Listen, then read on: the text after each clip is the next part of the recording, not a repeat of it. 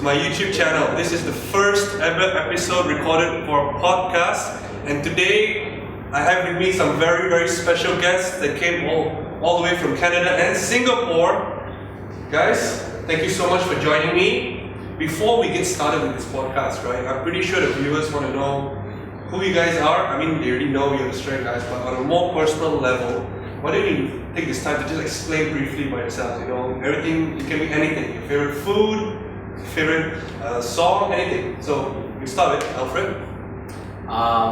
First of all, thank you for having us. I'm still kind of mind blown that we're here right now, but I do appreciate the opportunity that we are here. My name is Alfred. I am the Human Resource Director and Coach for the Strength Guys. A little background information about myself. I was a Taekwondo athlete for about 20 years, and then I started coaching for Team Canada, and afterwards I got into powerlifting and started coaching on a local level, so we moved up to national and international level. I compete in the 59 kilo weight class, and favorite food, everything. How old are you? Is that? How old are you? I am 32 years old. You do not look 32 years old. Wow. Okay. So we've been here for what, 3 days? So I've been here for 3 days and I've had non-stop moments of eating. Like, for sure. Okay, I understand you were in Singapore before this, right? Yeah. Alright, to the top of your head, favorite meal you had there? Oh, I can't. You can't, that's not fair. Legit, every single meal is amazing. In Canada, I'm usually quite lazy, so I'll have sandwiches. Sometimes I go for sushi, but if I'm making my own meals, it's quite standard sandwiches, chicken, rice. Come here, no macros track, just enjoy myself, have everything that I can possibly eat. And the more authentic, the more cultural, the better. I love cultural foods. Right, okay. I'm pretty sure if I asked you to say about Malaysia, you would say the same thing, right? Everything? Absolutely. Okay, that's great. Alright, next up. I'm Jason Tremblay. I am the president and co-founder of the Strength Guys. I'm also an educational content provider for De Novo Nutrition Elements program. And I'm an associate and coach at Bartholomew Strength under Brett Bartholomew. This is my third time here in Asia, and it's my second time here in KL. And it's an honor to be here, so thank you for having us. Yeah, we're all pretty excited that you guys actually came down to do the seminar. You said you were here, this is the third time in Asia? Yeah. When's the first time? I guess a fun fact about me is that I'm an avid backpacker, and I've been to 17 countries in the last 2.5 years. Whoa. So, okay, what was the first time in Asia? the first time in Asia was 1.5 years ago.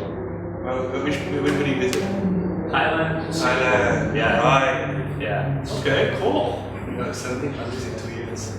Alright. You good? Oh, great. Let's move on. Hi guys, I'm Clinton. I'm a TNG athlete and also a coach in Singapore, Kuala Beijing. I competed in IPF U under 83 kg juniors. I hold a couple of records in Asia, inclusive of a squat record at 260 kg.5 and a bench record at 173 kg.5. Alright, great. Okay, so basically about a week out from you guys coming here, right, I made a post and I made a post both on my Instagram and Facebook. I mentioned that you guys were coming by, and I've been getting, I made a post and I said that, you know, if you guys had any questions that you'd like to ask you guys, comment section or email me, right? And basically the questions have been coming in non-stop. Even just now, 5 minutes before this whole podcast started, emails were still coming in about questions. So I had to cap it off. I managed to get a total count of 83 emails. 83 emails, so basically 83 questions. I stopped at 57. I couldn't read all of them. So I basically spent the entire of yesterday screening through the emails and picking questions that I believe a lot of people would want to know the answers to. Okay, because there were a lot of questions that were in common. So I just chose those questions. Now, let's get started with the first question. Now, the first question is directed at Jason. Okay, and this is by Kedric Kwan. His question is, Hey Jason, in regards to absolute intensity versus relative intensity, how do you prescribe an intensity range for different variation of exercise? Like if you give 8 reps at 75% of your squats, it will be based on the absolute intensity of your 1 rep max for regular squats.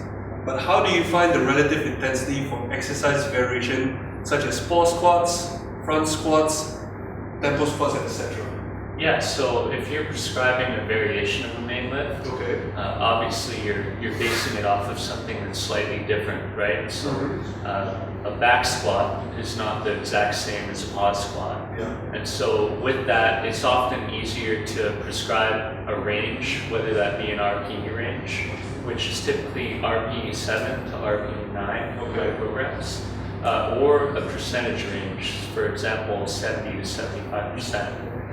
Human performance is very variable depending on the day, and it depends on so many different things. And so rather than trying to predict performance with a single number, i.e. 70%, where they may have a better day than that or a worse day than that, it's easier to give them a range of RPE percentages and just let them see where their performance will take them on the day.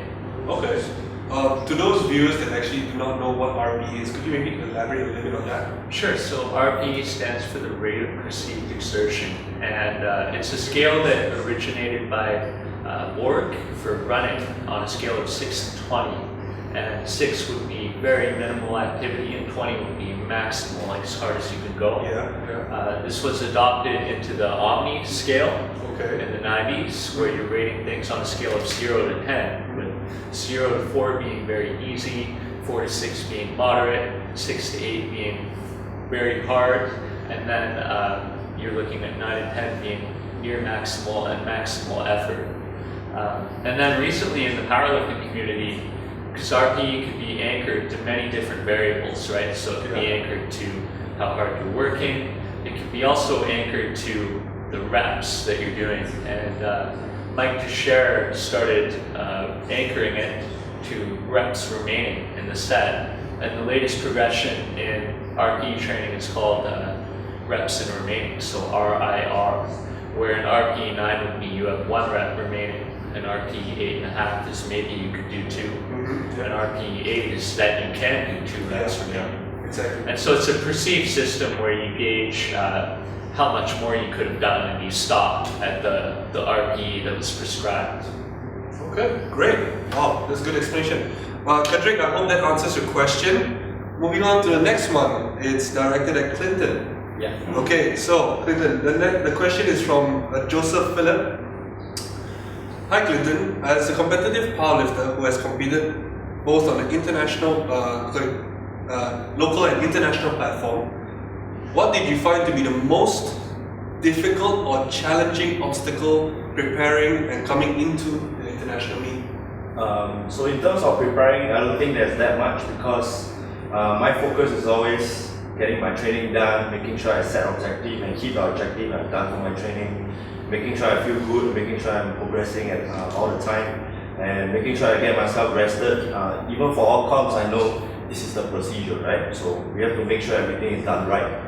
And the only difference that I had is during competition is generally just the environment and the vibe. In a local comp, definitely everyone are friends and everybody is just cheering for each other. And then someone at my level, people like to look up to me, and I always have this feeling that I cannot let them down and such. And local comps is a little bit more casual, because I just want to go there, have fun, and showcase the feats of strength and technique. Alright, so in international comps, because I guess it's the part where everybody don't know each other and just more or less watching each other, guessing what their numbers are and stuff. So it's a little bit more intense. You're more on your own. Yes, that's true. Especially when you're in overseas, there's not many supporters. We don't have the opportunity to have a Singapore-based fan and fly them over to cheer for us like the Olympics.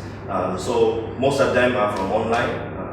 For me, I always have the same mindset as a local comp. Shouldn't let them down. Gotta make sure I do my release well so that I won't disappoint myself and everyone back at home.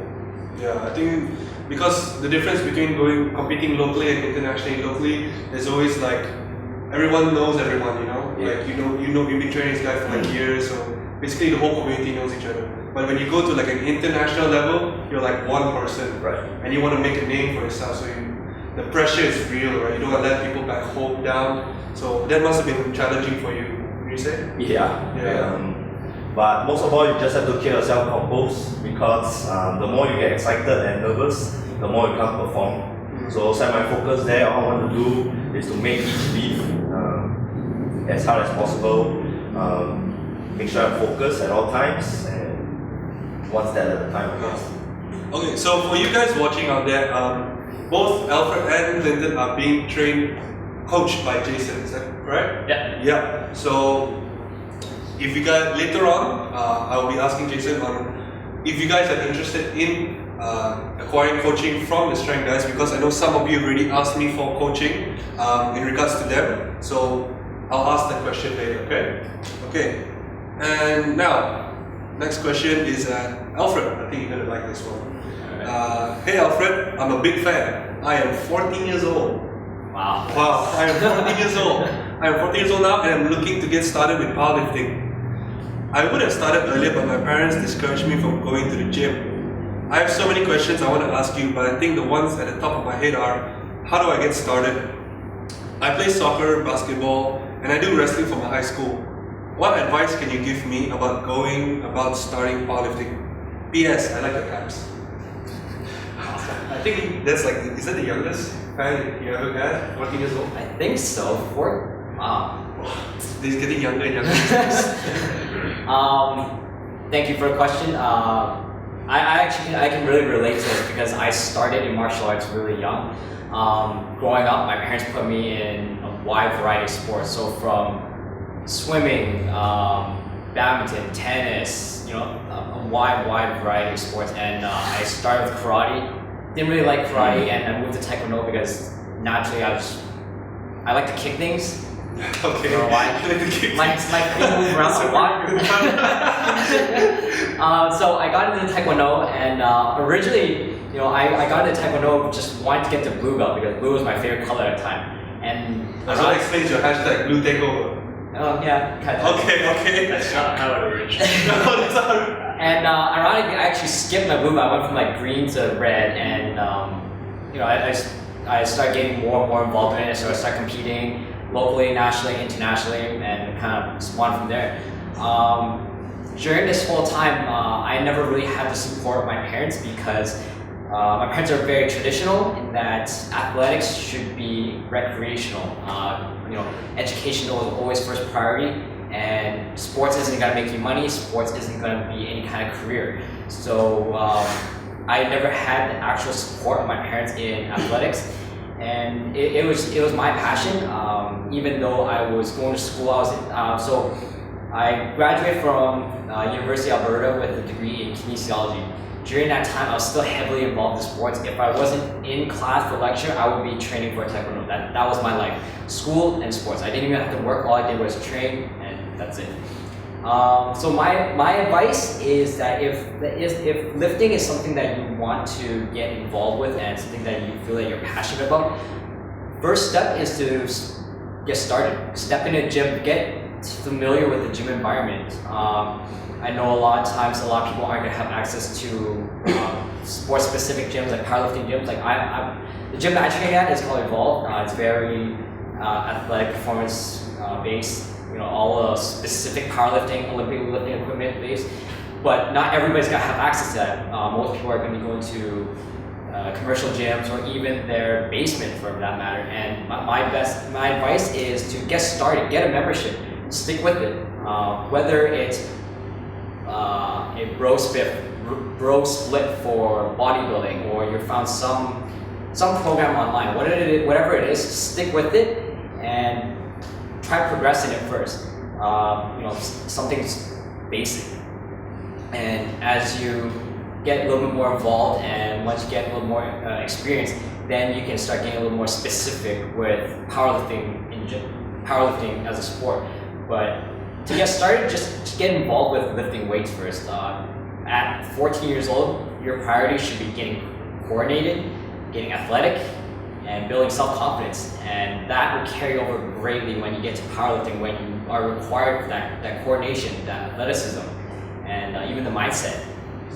Alright. So what you're saying is that if Tyler wants to get started powerlifting, he should go with a more bodybuilding-ish approach because of the rep range, and as you explained, getting bigger muscles so that you can further train it later on in the future, right? Absolutely, and 14 years old, all the girls will like it that you got more muscle than everybody else, so why not?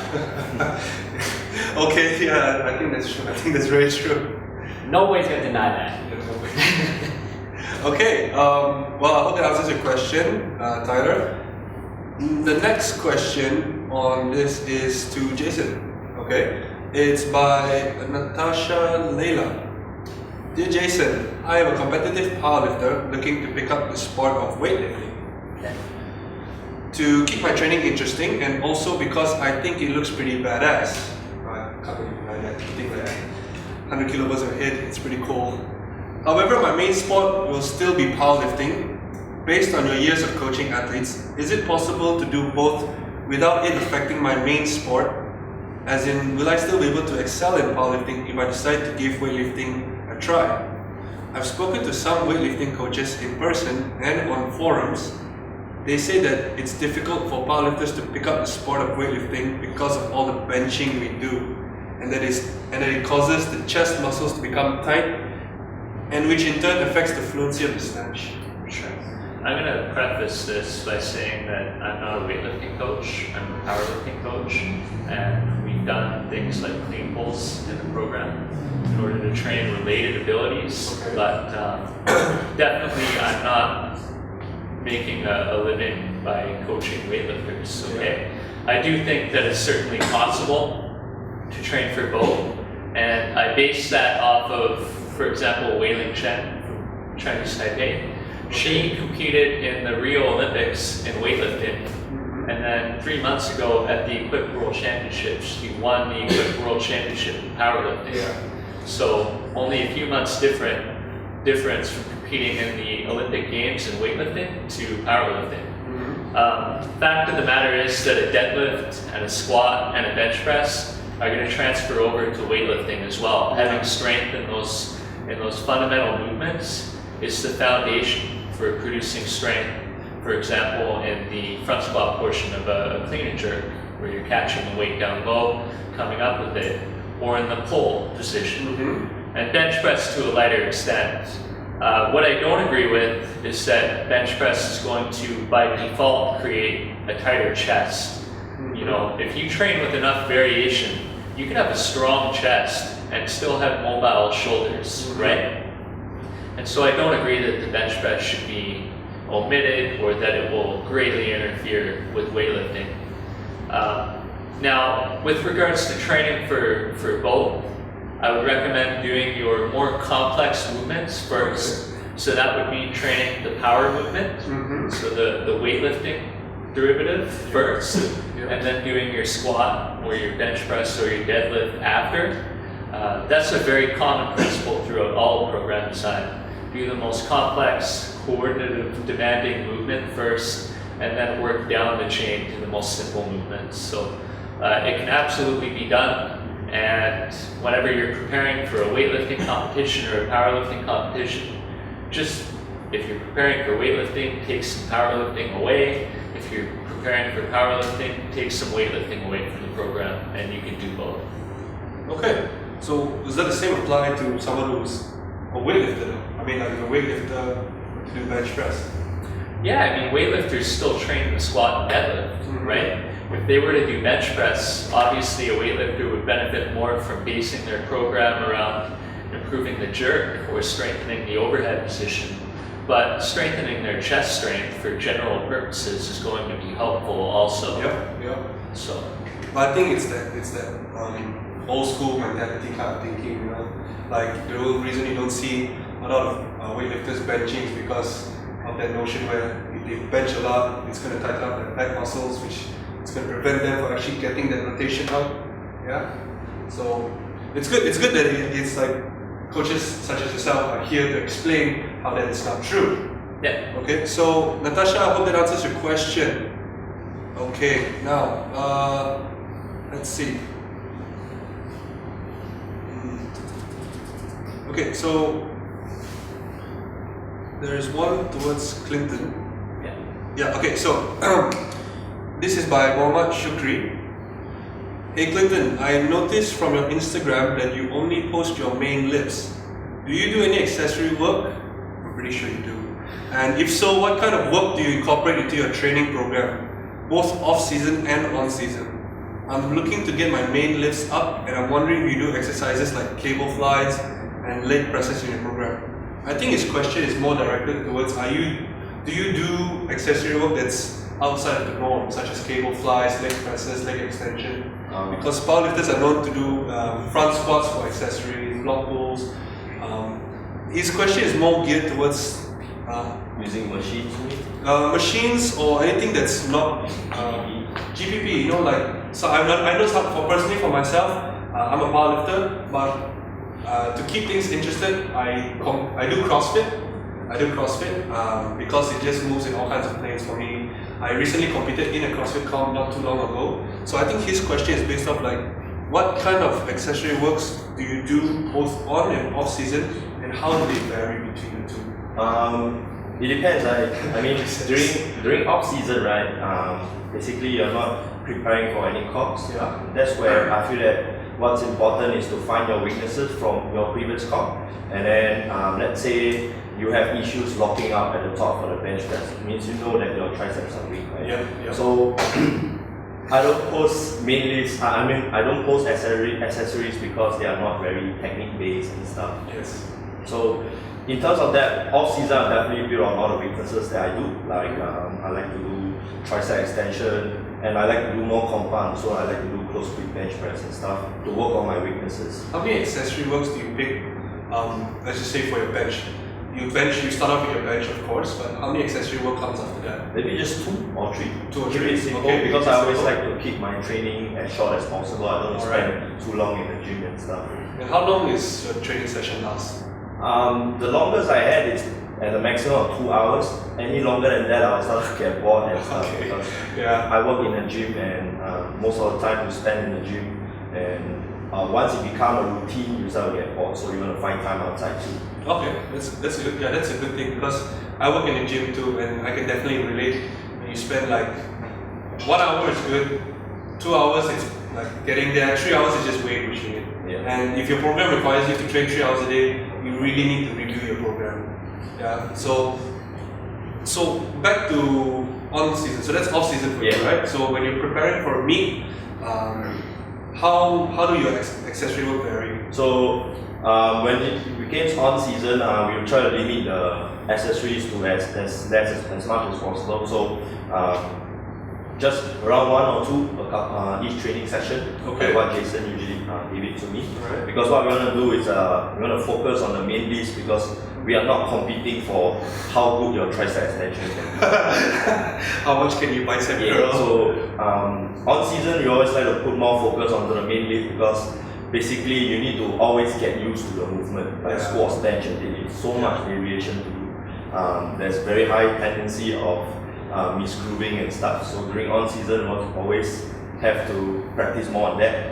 In terms of accessories, just keep it short, maybe 3 sets of 8 and stuff for lower body, hip thrusters, and based on your weaknesses. I always do accessory based on weaknesses. I don't do like unnecessary stuff like shrugs or wrist curls or stuff. If I need to work my grip, I will just do farmer hold, pull-ups, and just hold it there and stuff. Very specific stuff.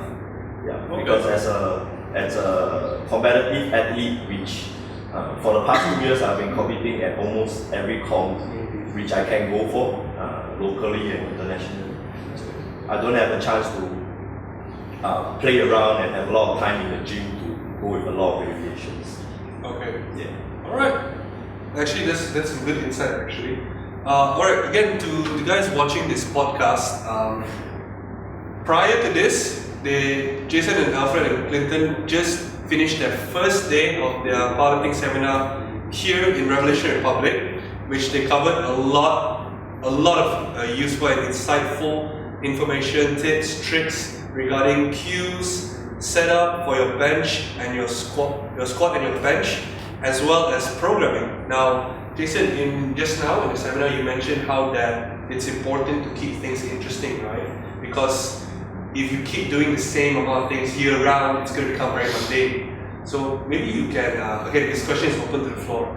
Each of you obviously have, when you're training, right, how do you guys keep things interesting? So each of you, we can start with Jason. You can explain why is it important to keep things interesting? Sure. So for the past 8 months, I just completed my internship at Unbreakable Performance under Brett Bartholomew in Los Angeles this summer.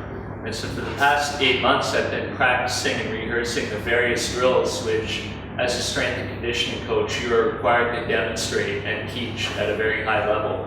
And so that could be sprinting, that could be jumping, weightlifting, agility, change of direction, also general strength, the powerlifting movements, and conditioning, right? So there's been a lot to practice, and as a result of that, as soon as I find myself getting one skill done, it's on to the next program and on to the next slate of things which I have to improve and better myself upon. So having to be in that beginner's mindset and be forced to learn all of this is very interesting and it's very stimulating. And so it's been the best 8 months of training that I've had in a long time in terms of how interesting and enjoyable it has been.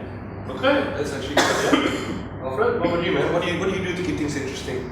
Is it like, I know it's lifting related, but is there anything else that you do?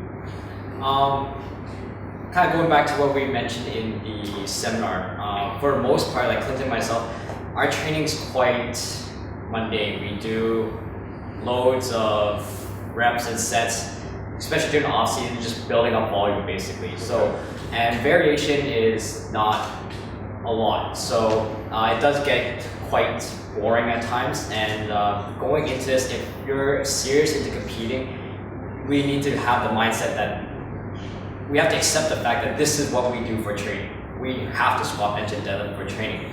And our programs are all done by Jason. Sometimes, like recently, after my last training block, I was given the freedom to do whatever I want for the 1 week as a deload. Whatever you want for 1 week. Whatever I wanted to do. And ironically, I still did squat, bench, and deadlift. But you were given like a week to do anything you wanted, and you still did the same thing. I did, but I did change things up a bit because generally we work in the roughly 70 to 85% rep range for volume. I wanted something a little more exciting, but at the same time still specific. So I wanted to try something similar to Bulgarian method.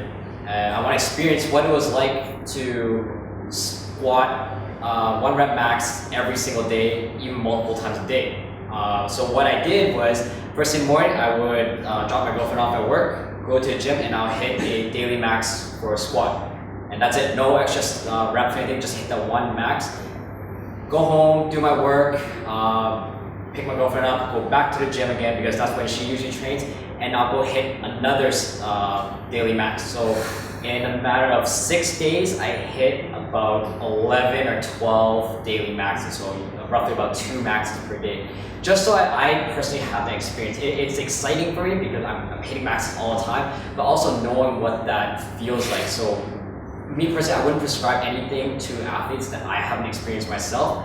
So I want to know what that's about. I read on forums what it's like, and yeah, it is tiring, but my personal experience was, it was more so that my back was really raw by the end of it. I wasn't tired. I was able to maintain that style of training, but my back was just torn up from the legal bar. Okay. So that's something that they don't explain on forums, but it's something I had to experience firsthand. And on top of that, it kind of rejuvenated my training mentality to go back to doing more volume and less lower intensity work. Okay. Right. So now that we've heard both Jason and Alfred, what about you?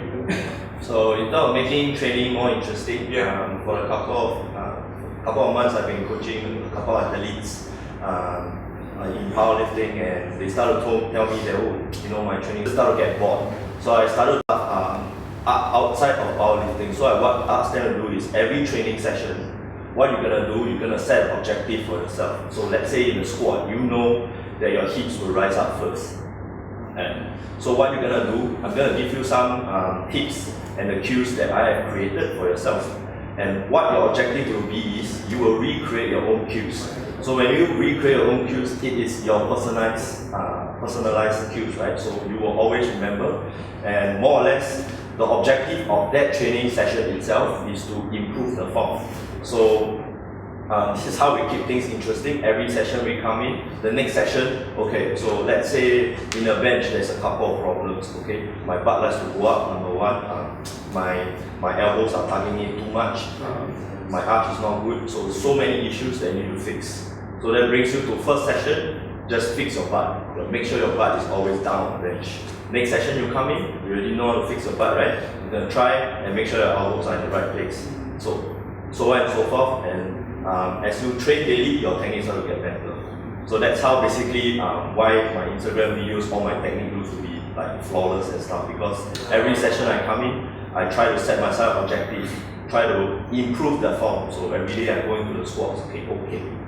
Maybe there's some issues with my back traction and stuff. I'm gonna fix that for that session. So probably that will make training more interesting in that sense. I think that answers Muhammad Syukri's question just now in regards to why your Instagram videos are always all your main lists and there's no accessory. So it's basically for you to always show people what you've worked on prior so that they can actually review your videos, right? Correct. So for example, the last video you had issues with, say, keeping more upright, and then in the next video you explain how you fix that issue. Right. So I think that's a really great, helpful way to, I think that's a great way to help people and to show people, you know. My Instagram platform is mainly just to let more and more people see the form and more or less know what is it to be like a more or less a template for them to know how the technique should be like. And as much as they will try to replicate it, but in the videos I always try to explain that, you know, everything is not the same, everybody is different. You can't be as upright as me when I squat and stuff.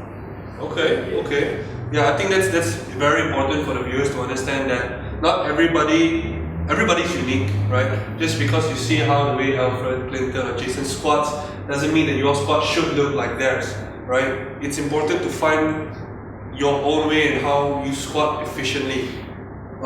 Seeing as how we're on the topic of Instagram accounts, you guys want to mention your Instagram accounts for those of you that do not know, that aren't following you yet? What's your Instagram handle? My Instagram account is AlfredTSG, all one word. Okay. My Instagram account is @JasonTSG and also @The Strength Guys, which we all operate. Okay. So mine's a little bit interesting. Mine is called He is Kratos. So if you look at it, most people are like, Heis Kratos, what is this, like German or something? So it's actually He is Kratos _ATP. I work for ATP. It's one of the Asia's foundation online website company for online coaching and stuff, nutrition. Okay, in case that wasn't clear enough, I'll have their Instagram handles, their website links all listed below on the YouTube channel, so you guys can just check that out in the info section below. And we are reaching the end of our podcast. Let's just have one more question each. Does that sound okay with you guys? Yeah. Okay, great. Okay, last question for Alfred is by GC Long. Okay, I think we spoke about this the other day on the night. Right. So, hey Alfred, I noticed that you mentioned you have long femurs in one of your posts. I have long femurs too. I have been struggling to get my squat numbers up for the longest time. I'm fairly new to powerlifting with only 12 months of training in the sport. Prior to powerlifting, I was a national tennis player. So I have no actual weight training experience per se.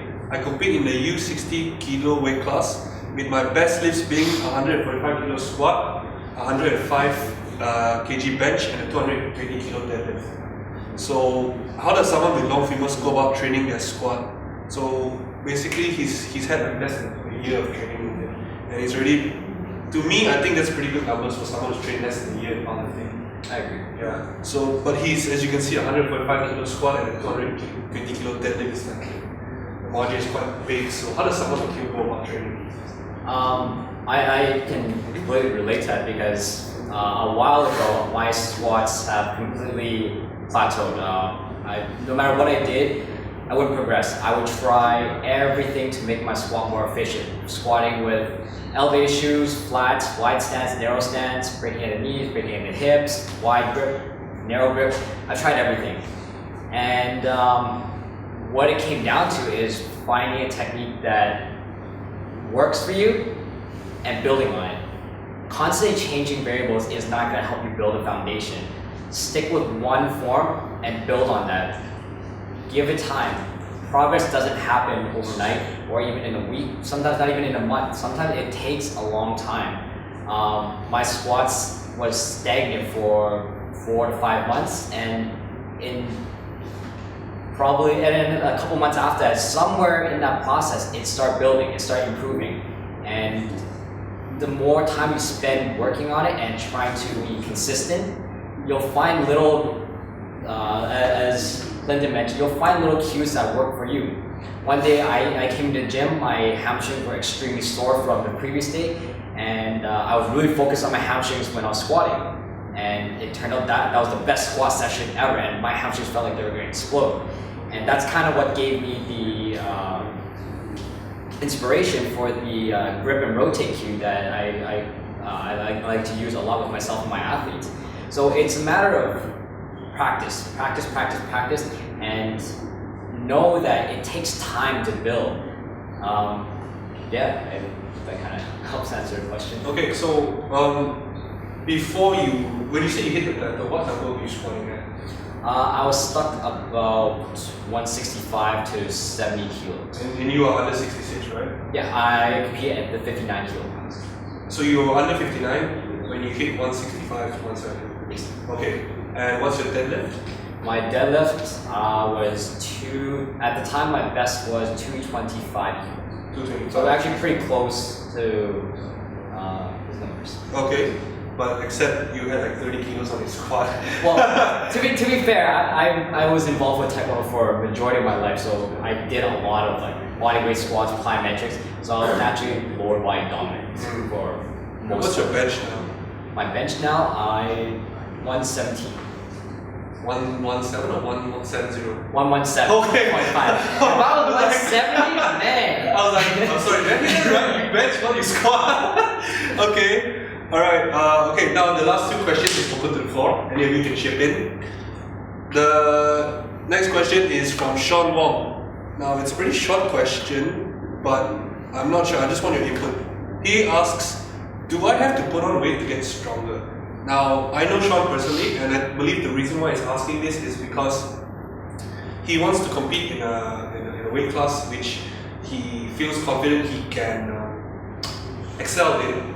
But he wants to know if he puts on weight, he obviously will go into the next weight class, right? So he wants to find a way to get stronger without actually having to add that mass. Is there anything you can answer, you guys?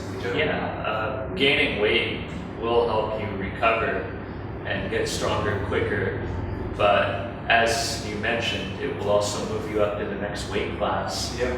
There's also the possibility that you gain that weight in the form of fat, right? People respond to training in different ways. So whereas person A may gain a lot of muscle and look really good at the next weight class up, person B may look fatter, right, and worse off for it. So muscle can be gained if you're like a beginner or an intermediate level lifter. Muscle can be gained in a deficit, at maintenance, or in a surplus. And when I say those terms, I'm referring to the caloric intakes. Yes, correct. Okay, but if you are a leaner individual and you diet and you're more experienced, the evidence does not show that it is possible to gain any appreciable amount of muscle mass while dieting. So for the more experienced or leaner individuals, if your goal is to gain muscle, then you would have to gain weight pretty much. But if you're more of an intermediate, so less training experience, or you've got more fat on you, research shows that you can gain muscle in a deficit or at a maintenance. So don't overthink it. Just look at your level of experience and your body composition and make a decision based off of the criteria I just outlined. Okay. Anything you guys want to add? Well, like even for myself, so I compete at the 59 kilo weight class. I am not naturally 59. When racked and stacked with other 59s, especially in Canada, I am the biggest 59 height-wise and size-wise. Asian dominance, guys. Biggest Asian is category in Canada. Doesn't happen often. Doesn't happen at all. But like for me,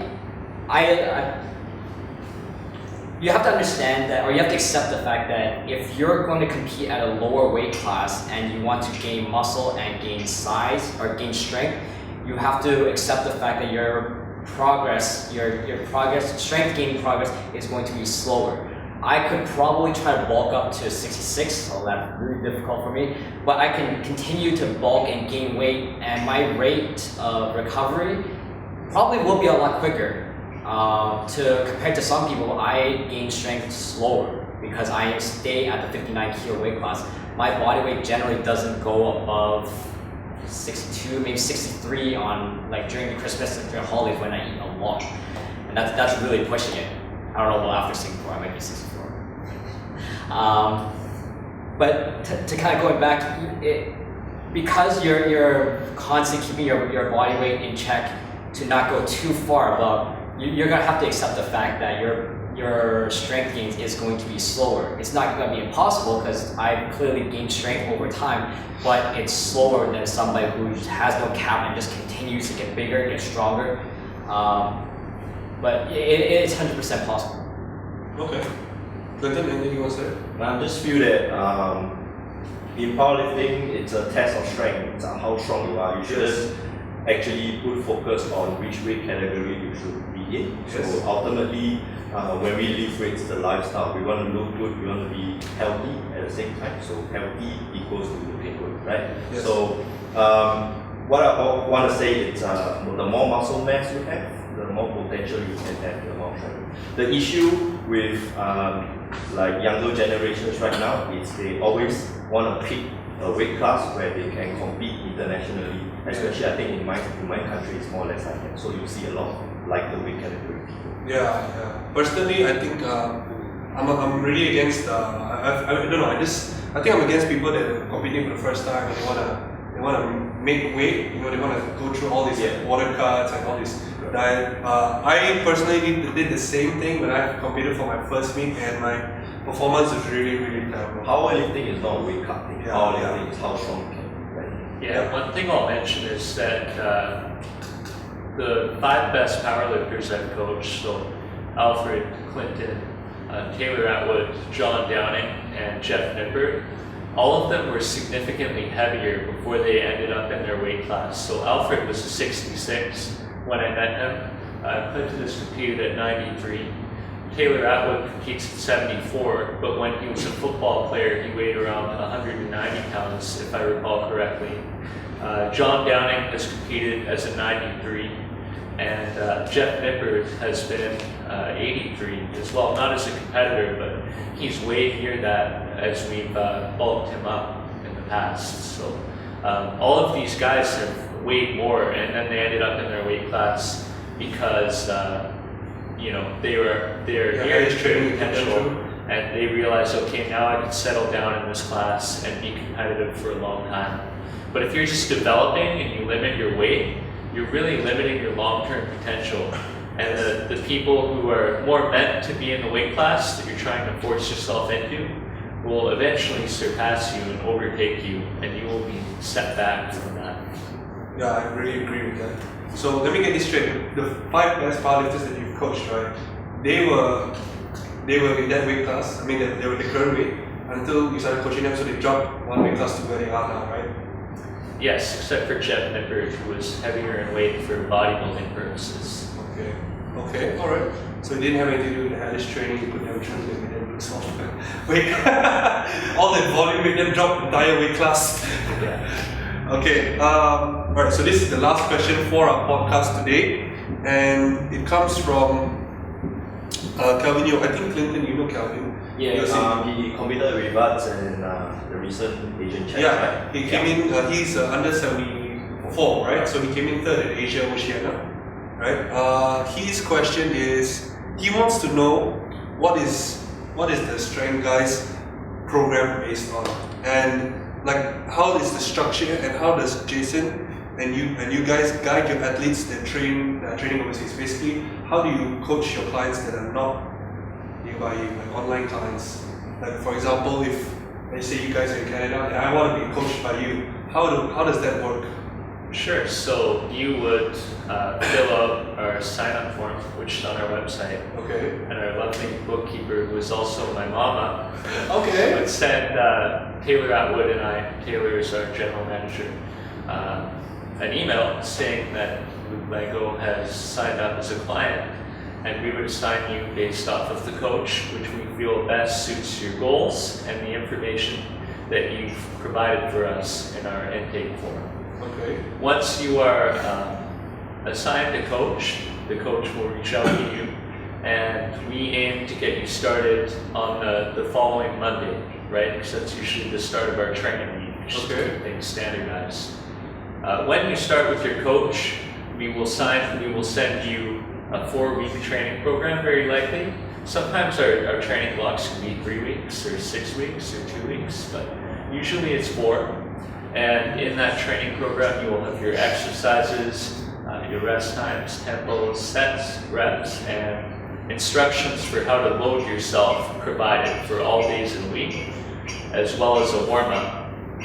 If you sign up for nutrition as well, you will be provided with macronutrient recommendations and the plan rules, which is a cool themed, research-based sheet of recommendations for micronutrient intake, fiber intake, sugar intake, and it was approved by Dr. Spencer Nadolski, who signed off on it. So we worked extensively with Jeff Nippert, Andrew Vygotsky, and then Alan Aragon, and then Spencer Nadolski to create this list of recommendations, and that kind of guides the way in which our clients will go about with their nutrition. As far as the training side of things go, our true north is always progress. So we want you to notice improvement, right? Okay. So if you're a beginner or an intermediate, we'll tell you to, whenever your technique is good, push it, challenge your personal best, make progress, right? Demonstrate progress often, and you will get somewhere quite quick. If you're a more advanced level athlete, we will often control the training into a more organic style based off of how your lifts are feeling, and you will be testing less. So for Clinton or Alfred, it's usually 3 times per year at a competition. So that's how our process works. The beginner and intermediate programs are very different from the advanced level programs, and the advanced level programs are different from one to the other. Okay, so we do so many different kinds of training. It's not just powerlifting, and it's not just one way of training. Okay. Okay. So, all right. Now I understand how I'm going to go about registering, right? So, what is the charges like for someone who wants to do an online coaching? The challenge to start off in online coaching. Sorry, charges. Sorry. Charges. Oh. Yeah. So, you want to explain, because for someone that is it already on your website, or is that the price? Yeah, our prices are on our website. Okay. Yeah. And our cost is $300 a month Canadian for training and nutrition. We also offer longer term packages as well. Okay. If you'd like to go for 4 months, 8 months, or a year. So it goes by 4, 8, 12. Yeah. Okay. All right. Okay. All right, guys. This concludes our podcast for today. To those of you that emailed in and did not get your question answered, don't be discouraged. If you guys want to ask questions directly to them, I'm pretty sure you can contact them via their website, their Instagram account. All these information will be written in the link below. And again, to those of you that inquired, I know many of you inquired about getting coached by Strength Guys. As Jason mentioned, he already mentioned about how to go about signing up for the coaching. So head over to their website and you can find all the information that you need there. Once again, guys, thank you so much for joining me in this podcast today.